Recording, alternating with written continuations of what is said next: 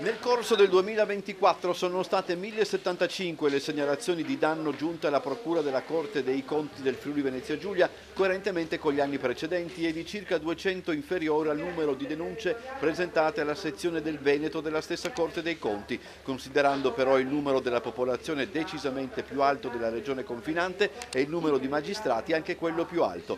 Il numero dimostra una forte domanda di giustizia, attesta che in un clima generale di mancanza di fiducia nella magistratura c'è invece un atteggiamento di fiducia nella Corte dei Conti di questa regione e penso anche nella Procura, ha commentato il procuratore regionale Tiziana Spedicato a margine della cerimonia di inaugurazione dell'anno giudiziario 2025.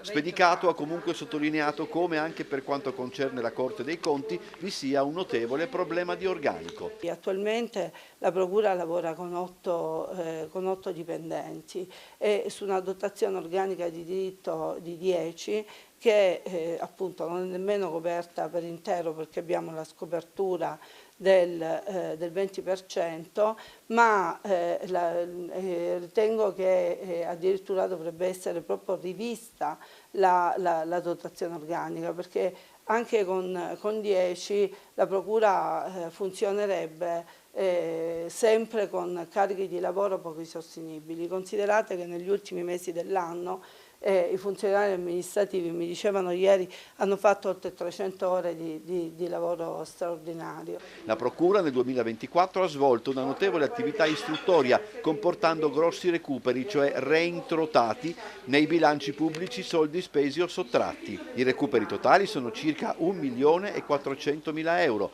Di questi, solo quelli di attività istruttoria in interlocuzione con amministrazioni hanno reimmesso nel circuito economico, pronti a essere destinati a servizi per la collettività, circa 660.000 euro. Notevoli anche i recuperi conseguiti in sede di giudizio con rito abbreviato, circa 175.000 euro, parte della cifra totale.